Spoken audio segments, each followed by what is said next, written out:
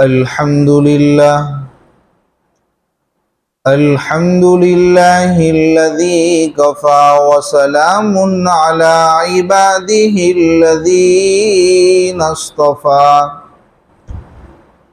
أما بعد فقد قال الله تبارك وتعالى في القرآن المجيد والفرقان الحميد: أعوذ بالله من الشيطان الرجيم. بسم الله الرحمن الرحيم. ودخل معه السجن فتيان قال أحدهما إني أراني أعصر خمرا وقال الآخر إني أراني أحمل فوق رأسي خبزا تأكل الطير منه نبئنا بتأويله إنا نراك من المحسنين إلى آخر الآية. صدق اللہ العظیم. بزرگان محترم، میرے نوجوان ساتھیوں، کل آپ حضرات نے یہاں تک بات سنی تھی کہ کیسے یوسف علیہ السلام جیل میں پہنچے. جیل میں جانے کا سبب یہ نہیں تھا کہ یوسف علیہ السلام قصوروار تھے، مجرم بن کے گئے تھے، بلکہ اس وقت جو حکام تھے مصر کے اور جو مالدار امراء حضرات تھے، انہوں نے اپنی خیریت اس میں سمجھی تھی کہ ہماری بیویاں ہمارے سے بے قابو نہ ہو جائے.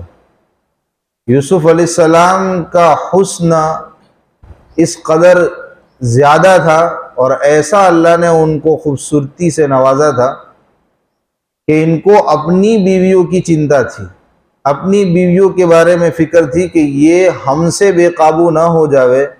یوسف علیہ السلام کا کوئی ٹینشن نہیں تھا، اس لیے انہوں نے اپنی خیریت اس میں سمجھی کہ یوسف علیہ السلام کو ایک وقت تک کے لیے قید کر دیا جائے تاکہ یہ ان کے حسن کو دیکھ نہ پاوے اور ان کے اندر یوسف علیہ السلام کے حسن کی جھلکی دیکھ کر اور ان کو دیکھ کر جو عشق کی چنگاری جلی ہے وہ بجھے اور عشق کی جو آگ بجھی ہے وہ سرد پڑے، ٹھنڈی پڑے. تو یوسف علیہ السلام کو جیل میں بھیج دیا گیا. جیل میں گئے تو اس کے بعد کیا ماجرا ہوا، انہوں نے کن لوگوں کو پایا، کون وہاں ان سے ملے، یہ واقعہ اب آج سے شروع ہو رہا ہے. اللہ تبارک و تعالیٰ قرآن کریم میں فرماتا ہے وَدَخَلَ مَعَهُ السِّجْنَ فَتَيَانِ، آپ کے ساتھ قید خانے میں دو اور غلام داخل ہوئے. قَالَ أَحَدُهُمَا، ان میں سے ایک نے کہا کہ یقیناً میں خواب میں اپنے آپ کو پاتا ہوں، انی ارانی، کیا پاتا ہوں؟ اعصر خمرا، کہ میں شراب کشید رہا ہوں، شراب کو نچوڑ رہا ہوں. وقال الآخر، اور دوسرے نے کہا انی ارانی احمل فوق رأسی خبزا، کہ میں یقیناً اپنے آپ کو خواب میں پاتا ہوں کہ میرے سر کے اوپر روٹی ہے، میں نے اپنے سر کے اوپر روٹی اٹھائی ہوئی ہے، تأکل الطیر من، جس سے پرندے کھا رہے ہیں، نوچ نوچ کر پرندے اس روٹی کو کھا رہے ہیں. یہ دونوں غلام جو جیل میں داخل ہوئے تھے، انہوں نے ایسا خواب دیکھا تھا. یوسف علیہ السلام سے فرمایا نبئنا بتأویلہ، اے یوسف آپ ہمارے خواب کی تعبیر بتائیے. اللہ نے ان کو خواب کا، اس کی تعبیر کا علم دیا تھا، معاملہ فہمی کا علم دیا تھا، حقیقت رسی کا علم دیا تھا. تو انہوں نے ان کو پوچھ ڈالا کہ اے یوسف ہم کو اس خواب کی تعبیر کا علم بتائیے. اِنَّا نَرَاكَ مِنَ الْمُحْسِنِينَ، ہم آپ کو نیک آدمی سمجھتے ہیں. جیل کے اندر جب یوسف علیہ السلام داخل ہوئے تو ساتھ ساتھ میں 2 غلام اور داخل ہوئے. کیا جرم تھا؟ اور وہ 2 غلام کون تھے؟ ایک تھا شاہی ساقی. ساقی مطلب پلانے والا. تو بادشاہوں کو جو پلانے والا ہوتا ہے اس کو شاہی ساقی بولتے ہیں. نوکر تھے، خادم تھے، لیکن شاہی ساقی. اور ایک دوسرا آدمی تھا وہ شاہی باورچی خانے کا سپروائزر. جو شاہی کچن ہوتا ہے، رسوڑا ہوتا ہے، تو اس کا جو سپروائزر ہوتا ہے، اس کا جو مین ہوتا ہے، اس کو بھی قید کر کے جیل میں ڈالا گیا تھا. ان دونوں کا قصور یہ تھا، ان کے اوپر الزام لگا تھا کہ انہوں نے بادشاہ کو قتل کرنے کی سازش رچی ہے. ان کا جرم یہ تھا، ان پر الزام یہ تھا کہ انہوں نے بادشاہ کے کھانے پینے میں زہر ملایا ہے. تو جب تک معاملے کی جانچ پڑتال نہیں ہو جاتی، پوری تحقیقات نہیں ہو جاتی، تب تک ان کو جیل میں بھیج دیا گیا کہ جیل میں جاؤ، معاملے کی تحقیقات ہونے کے بعد پھر ان کا سوچا جائے گا. تب تک کے لیے ان کو جیل میں ڈالا گیا. تو یوسف جب جیل میں جا رہے ہیں تو ان کے ساتھ ساتھ یہ 2 قیدی بھی، ان کو بھی جیل میں ڈالا جا رہا ہے. ایک روز انہوں نے یوسف علیہ السلام سے ملاقات کی اور اپنے اپنے خواب کو بیان کیا کہ اے یوسف، میں نے خواب دیکھا ہے کہ میں اپنے آپ کو یقیناً اس حالت میں پاتا ہوں خواب میں کہ میں شراب کو نچوڑ رہا ہوں، شراب کو کشید رہا ہوں. دوسرے آدمی نے بھی اپنا خواب بیان کیا کہ میں نے ایسا خواب دیکھا ہے کہ میں یقیناً اپنے آپ کو پا رہا ہوں کہ میرے سر کے اوپر روٹیاں رکھی ہوئی ہیں اور پرند جا کے اس میں سے کھا رہے ہیں. یوسف، ہمیں آپ کی عظمت کا اعتراف ہے، آپ ہمارے میں بڑے معلوم ہوتے ہو، نیکی میں بھی، اور نیکوکار ہم آپ کو سمجھتے ہیں، نیک آدمی سمجھتے ہیں. آپ ہماری اس الجھن کو دور کرو، ہمیں ہمارے خواب کی تعبیر بتاؤ. نبئنا بتأویلہ انا نراک من المحسنین. ہم آپ کو بھلا مانس، نیک مانس سمجھتے ہیں. اس سے ہم اندازہ لگائے کہ یوسف علیہ السلام جو جیل میں گئے ہیں وہ جرم کی وجہ سے نہیں گئے. دیکھو، جیل کے اندر بھی ان کی نیکی کا شہرا ہے، جیل والے بھی ان کی نیکی کا اعتراف کرتے ہیں، ان کی نیک نامی کو، ان کی عظمت کے قائل ہے، اور جیل کے باہر بھی لوگ ان کی نیکی کو ماننے پہ مجبور ہیں. کیوں گئے تھے ہم سب بار بار سن چکے. تورات میں تو یہاں تک لکھا ہے کہ قیدی خالی نہیں، خالی قیدی آپ کی نیکی کو اور آپ کے نیک ہونے کو مانتے ہو، آپ کا احترام کرتے ہو، آپ کی عزت کرتے ہو. خالی قیدی کا معاملہ ایسا نہیں تھا، بلکہ قید خانے کے جو حکام تھے نا، وہ بھی آپ کے بڑے معتقد تھے کہ یہ الگ ٹائپ کا انسان ہے، یہ الگ انسان ہے. بلکہ سپروائزر قید خانے کا وہ بھی حضرت یوسف علیہ السلام کا اتنا چہیتا ہو گیا تھا، اتنا معتقد ہو گیا تھا کہ اس نے سارے قیدی کس کے حوالے کر دیے؟ یوسف علیہ السلام کے. آپ جانو یہ قیدی سب تمہارے حوالے. اور خود اپنا کوئی ایسا معاملہ ہوتا تو اس میں بھی یوسف سے رائے لیتے، مشورہ لیتے، پوچھتے. تو سوچو کہ کیسے وہ انسان ہوں گے کہ جیل خانے میں بھی ان کی نیکی کو لوگ مانتے ہیں. یہی وجہ بنی ہوگی کہ یہ 2 آدمی اپنے خواب کی تعبیر کا سوال کرنے کے لیے ان کے پاس آئے. کیا ان سب لوگوں میں آپ ہم کو تھوڑے بھلے معلوم ہوتے ہو، نیک معلوم ہوتے ہو، ہمیں خواب کی تعبیر کا علم بتائیے، ہمیں ایسا ایسا خواب آئے. اب آگے بہت امپورٹنٹ بات ہے، دعوت اور تبلیغ، اس کا کیا طریقہ ہونا چاہیے اور اس کی حکمتیں آگے کی ان کے جواب میں مضمر ہے کہ اگر کسی انسان کے دل میں دعوت کی تڑپ ہے نا، اگر امت کی فکر ہے، تو اس کو کس طرح سے کام کرنا چاہیے اور کیسا اس کا انداز بیاں ہونا چاہیے، یوسف علیہ السلام کے جواب سے ہمیں سیکھنا چاہیے. کیا فرمایا؟ قال لا يأتيكما طعام ترزقانه إلا نبأتكما بتأويله قبل أن يأتيكما. یوسف علیہ السلام نے جواباً عرض کیا، تم کو جو کھانا بطور روزی دیا جاتا ہے، بطور رزق دیا جاتا ہے، تمہارے پاس وہ آنے نہیں پائے گا، میں تم کو تمہارے خواب کی تعبیر بتا دوں گا۔ وہ کھانا ابھی تمہارے پاس آیا بھی نہیں ہوگا، اس کے پہلے پہلے میں تمہارے خواب کا جواب، اس کی تعبیر بتا دوں گا۔ اس سے پتا چلتا ہے کہ وہ وقت جو ہوگا نا، بالکل کھانے کا قریب کا وقت، ابھی کھانا لگنے جو والا ہوگا قیدیوں کا، اس سے پہلے انہوں نے سوال کیا کہ ابھی کھانا دسترخوان پہ آئے گا بھی نہیں، اس سے پہلے پہلے تمہارے سوال کا جواب دے دوں گا۔ لیکن یہ بات سمجھنے کی ہے، پوائنٹ کی بات یہاں پہ، لیکن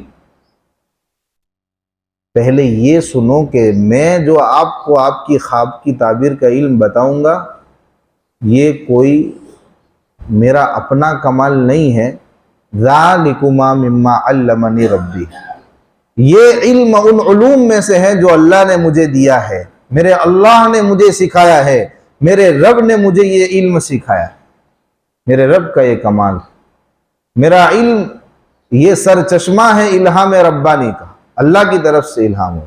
میں کوئی پیسے بیسے لے کر وہ نجومی ہو، کوئی کاہن نہیں ہوں کہ جو جیسی تیسی آپ کو ہانک کے آپ کو کچھ بھی بتا دوں، بلکہ میری بات جو ہوگی نا، وہ اللہ کی بات ہوگی، اللہ کی طرف سے الہام کی ہوئی بات ہوگی۔ ان کی باتیں سنتے سنتے انہوں نے کیسے اپنی بات بیان کرنا شروع کر دی، یہ ہر دائی کو سیکھ جانا چاہیے۔ اور خاص طور سے ابھی ہم جس مہینے میں رہ رہے ہیں، ایسے موقع پر ہمیں ایسا طبقہ ملتا ہے کہ جو عام مہینوں میں ہمارے ہاتھ نہیں آتا۔ ان کے مسائل کو ہم سنیں۔ یوسف علیہ السلام نے، وہ ان کے پاس آئے تھے اپنے مسائل لے کر کہ بھئی ہمارا یہ خواب آیا ہے، اس کی تعبیر بتاؤ، سنا انہوں نے، اور یوسف علیہ السلام نے ان کی بات کا جواب دیا، ان کے مسائل کا جواب دیا، لیکن باتوں باتوں میں کیسے ان کی توجہ اپنی بات کی طرف کر دی اور ان کا رخ دین کی بات کی طرف موڑ دیا۔ میں آپ کے سوال کا جواب دوں گا، میں بتاؤں گا آپ کو، اور بہت جلد بتاؤں گا، دیر بھی نہیں لگاؤں گا، بہت جلدی بتاؤں گا، زیادہ دیر بھی نہیں لگے گی، اتنی جلدی بتاؤں گا کہ کھانا ابھی لگنے والا ہے، وہ آنے سے پہلے میں آپ کو بتا دوں گا۔ تو یہ بھی بہت بڑی درس اور سیکھنے کی چیز ہے کہ سامنے والے کی بات کو سننا اور اس کو دین کی طرف کیسے مائل کر دینا۔ ایک چیز یہ سیکھنے کو ملی، اور دوسری چیز یہ سیکھنے کو ملی کہ دعوت کی جس کے اندر کڑن ہے، امت کی جس کے اندر فکر ہے، طلب ہوتی ہے، وہ دعوت کا موقع ڈھونڈتا رہتا ہے۔ جسے اللہ نے ابھی ہمیں رمضان کا موقع دیا نا، یہ دعوت کا مہینہ بتا دیں، دعوت کا مہینہ، تو خالی رمضان، گہرے رمضان میں بھی ایک دائی تو جس کے دل میں امت کی فکر ہے، وہ تو بہانہ ڈھونڈتا ہے کہ میں کیسے کسی کے کام آ جاؤں، کیسے کسی کو دعوت دے دوں۔ حضرت یوسف علیہ السلام کا عمل یہ بتاتا ہے کہ جیسے ان کو موقع ملا کہ اب یہاں اللہ کی دعوت دینی ہے، اب یہاں ان کو سمجھانا ہے، تو اس موقع کو انہوں نے غنیمت سمجھا، بعد میں دیں گے، ادھر ادھر کی نہیں آگے، فوراً مدعے پہ آ گئے۔ اور جس کے اندر دعوت کی کڑن نہیں ہوتی، امت کی فکر نہیں ہوتی، وہ ایسے موقع اللہ بار بار دیتا ہے، لیکن وہ ایسے موقع کو چوک جاتا ہے۔ اللہ نے میرے بھائیوں موقع دیا ہے، رمضان کا مہینہ، اس کو چوکو مت، نیا نیا مجمع آئے گا، ان کے مسائل سنو، ان کے مسائل کا جواب دو۔ دائی عقل مند ہونا چاہیے، ہوشیار ہونا چاہیے۔ اللہ نے اگر ہم کو قابلیت دی ہے، صلاحیت دی ہے، تو ایسے موقع کو غنیمت سمجھے، ایسے لوگوں کا ذہن بنائے، ان کے مسائل کو سنیں اور ان کو مانوس کریں۔ یہ سبق ملتا ہے۔ آگے سنیے، اب دیکھیے یوسف علیہ السلام اپنی بات کا آغاز فرما رہے ہیں، اور بات کا آغاز بھی کیسے، جس سے اہل حق اور اہل باطل کے درمیان بہت بڑی لکیر ہے، امتیاز اس سے ہوتا ہے، وہ ہے توحید۔ ہم بھی بات کرتے ہیں تو کس طرح اپنی بات کی شروعات کیسے کرنی چاہیے، ایمان کی بات ہو، اللہ کی بات ہو، توحید کی بات ہو۔ تو انہوں نے اہل حق اور اہل باطل کے درمیان جو امتیاز ہے، جو بیچ میں لکیر ہے، وہ ہے توحید۔ کبھی ایمان والے اللہ کو ایک مانتے، اللہ کے سوا کسی کو نہیں مانتے، اور آخرت کا اقرار کرتے ہو، آخرت کا انکار کرتے ہیں. تو آخرت اور توحید کی بات سے اپنی بات کی ابتدا کی. سنیے، انی ترکت ملت قوم لا یؤمنون باللہ وهم بالآخرۃ هم کافرون. ان کی بات کا جواب تو دینا ہے، تعبیر وہ بعد میں، ابھی اپنی بات سمجھا رہے، دین کی بات سمجھا رہے کہ میں نے، بلکہ مجھے اللہ نے جو علم دیا ہے، یہ خواب کی تعبیر کا علم جس کو تم مجھے پوچھنا ہے میں بتاؤں گا آپ کو، وہ اللہ کی طرف سے ملا ہے. اور کیوں ملا ہے وہ بتا رہے ہیں کہ میرے پاس یہ دولت ہے. کیا دولت ہے؟ کہ میں نے چھوڑ دیا اس قوم کے طریقے کو، اس قوم کے دین کو. میں چھوڑے ہوئے ہوں اس قوم کے دین کو جو اللہ پر ایمان نہیں رکھتی ہے اور آخرت کا انکار کرتی ہے. وَهُمْ بِالْآخِرَةِ هُمْ کافرون. یعنی میں مصریوں کی روش پر نہیں ہوں، میں مصریوں کے دین پر نہیں ہوں. اس وقت جو مصری دین کے اوپر تھے نا، کہ اللہ کو نہیں مانتے تھے، الگ الگ معبود گھڑ رکھے تھے اور آخرت کا انکار، میں ان کے دین پر نہیں ہوں. یعنی اپنی توحید کو بیان کر رہے ہیں کہ یہ خصوصیت ہے، یہ دولت میرے پاس ہے جس کی وجہ سے اللہ نے مجھے یہ علم دیا ہے، اللہ نے مجھے نوازا. تو پھر میں کس کے دین پر ہوں؟ میرا دین کیا ہے؟ میں کس کی روش پہ چلتا ہوں؟ فرمایا وَاتَّبَعْتُ مِلَّةَ آبَائِي إِبْرَاهِيمَ وَإِسْحَاقَ وَيَعْقُوبَ. میں تو اپنے بزرگوں کی، اپنے بڑوں کی روش پہ چلتا ہوں، ان کا پیرو ہوں. کون ہے میرے آبا؟ ابراہیم، اسحاق، یعقوب، میرے دادا، میرے ابا، میرے پردادا. ان کا جو دین ہے، ان کی جو روش ہے، میں اس پہ چلتا ہوں، میں اس کا پیرو ہوں، اس کا پیروکار ہوں. کیا ہے ان کا دین؟ کون سا ہے ان کا طریقہ؟ آگے اللہ نے فرمایا کہ توحید. ما کان لنا ان نشرک باللہ من شیء. ہمارے لیے کسی بھی طرح زیبا نہیں ہے کہ ہم اللہ کے ساتھ کسی چیز کو شریک ٹھہرائیں. ایک اللہ کو مانے، اللہ کے ساتھ کسی چیز کو ہم شریک نہ ٹھہرائیں، کیونکہ یہ اللہ کا فضل ہے ہم پر. ذالک من فضل اللہ علینا. یہ اللہ کا فضل ہے ہم پر. کیا اللہ کا فضل ہے؟ کہ اللہ نے ہم کو ایک اللہ کا غلام بنایا. ہمارا اللہ ایک ہے اور ہم ایک اللہ کے غلام. ہم بہت سارے اللہ کے غلام نہیں ہیں، بہت سارے خدا کے غلام نہیں. ہم غلامی کس کی کرتے ہیں؟ ایک اللہ کی. بندگی کس کی کرتے ہیں؟ ایک اللہ کی. اللہ کا ہم پر فضل ہے. لیکن اکثر لوگ سمجھتے نہیں ہیں، الگ الگ معبود گھڑ دیتے ہیں اور ان کی بھی پرستش کرتے ہیں، ان کو بھی پوچھتے ہیں. اب آگے دیکھیے کیا خوبصورت انداز میں وہ دعوت دے رہے ہیں، پھر ان کو خواب کی تعبیر کا علم بتائیں گے. یہ ہونا چاہیے دعوت کا طریقہ. اللہ کی قسم، اگر دعوت کا یہ طریقہ ہمارے معاشرے میں پیدا ہو جائے، یہ حکمت ہمارے معاشرے میں پیدا ہو جائے، ہمارا معاشرہ خوبصورت بن جائے، ہمارا معاشرہ خوبصورت بن جائے. دیکھو قیدیوں سے کیسے انداز میں بات کر رہے ہیں. یا صاحبی السجنی، اے میرے قیدی ساتھیوں، اے میرے رفیقوں، ارباب متفرقون خیر ام اللہ الواحد القہار. کیا بہت سارے آقا، ان کی غلامی بہتر ہے یا ایک اللہ کی جو سب پر غالب ہے اس کی غلامی بہتر ہے؟ اتنا خوبصورت انداز میں توحید کو سمجھا دیا کہ بھئی تم تو پیشے سے نوکری کرتے ہو، تمہارے لیے تو یہ سمجھنا بہت آسان ہے. ایک آقا کی خدمت اچھی، ایک آقا کی غلامی اچھی، کہ بہت سارے آقا آرڈر کریں ان کی باتیں ماننا، اس میں آسانی ہے.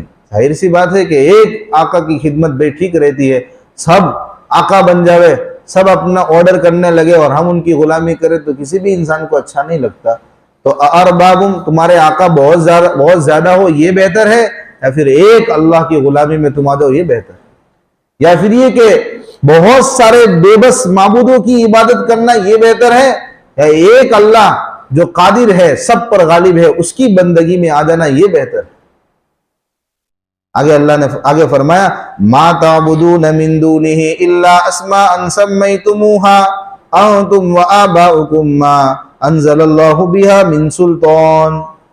اللہ کے ورے جن ناموں کی تم عبادت کرتے ہو، جن ناموں کو تم پکارتے ہو، ان ناموں کی کوئی حقیقت نہیں ہے. یعنی کسی کو تم اپنا روزی دینے والا کہتے ہو، کسی کو دولت کا رب کہتے ہو، کسی کو सखावत का रब कहते हो, किसी को इल्म की देवी कहते हो, तो तुमने अपने अलग अलग माबूद जो बना रखे हैं और अलग अलग जो नाम दे रखे हैं कि ये दौलत का रब ये है, इल्म देने वाला रब ये है, और हवा का मालिक ये रब है, हवा जो भेजता है ये है। तो ये सारे माबूद जो तुमने अलग अलग नाम दे रखे हैं, खाली नाम ही है, इन नामों की कोई हकीकत नहीं है। ये फरमा रहे मा ताबुदून मिन दूनिही इल्ला अस्माअन सम्मयतुमूहा, ये नाम जो तुमने रख दिए हैं ना, ये तुमने रख लिए हैं, तुम्हारे बाप दादा ने रख लिए हैं। मा अंज़लल्लाहु बिहा मिन सुल्तान, अल्लाह ने उसके ऊपर कोई सनद नहीं उतारी, यानी अल्लाह की तरफ से हमें इनकी माबूदियत की कोई दलील नहीं मिलती है कि अल्लाह ने कहा कि इनको भी पूजो, इनको भी पूजो, इनको भी रब मानो, बल्कि ये तो एक वक्त के बाद, एक अरसे के बाद बढ़ते रहते हैं और पुराने को भूल जाते हैं, पुराने को भूल गए और नए नए जन्म लेते रहते हैं। तो ये सही नहीं है, ये तो खाली नाम है तुमने रख लिए है, इसकी हकीकत कोई नहीं है, और अल्लाह ने इसके ऊपर कोई सनद भी नहीं उतारी कि तुम इनकी इबादत करो।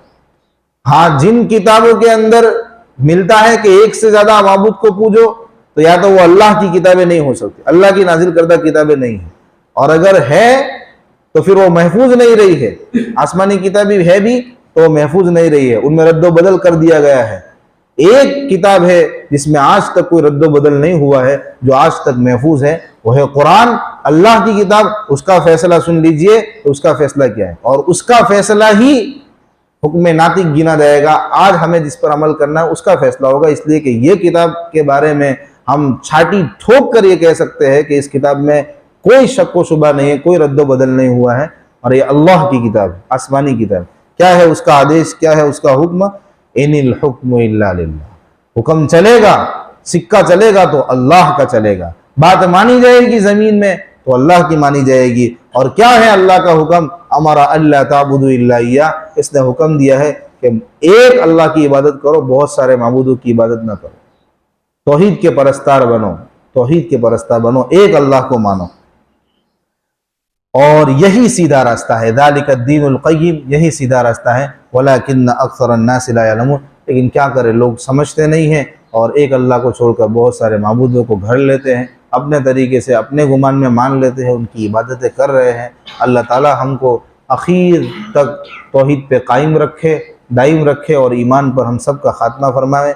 ये था कैद खाने के अंदर यूसुफ अलैहिस्सलाम को जो दो गुलाम मिले थे, जो दो कैदी मिले थे, उनकी आपस की दास्तान। अभी उनकी ख्वाब की ताबीर का जवाब नहीं दिया है, पहले उनको अपनी बात मनवाई और तौहीद का दर्स दिया, दीन की दावत दी, और कैसे दावत का तरीका होना चाहिए, क्या हिकमतें होनी चाहिए, सब हमको आज सीखने को मिला। कल इंशाअल्लाह इनकी ताबीर जो बताई थी यूसुफ अलैहिस्सलाम ने, वो पेश की जाएगी। सदक़ल्लाह।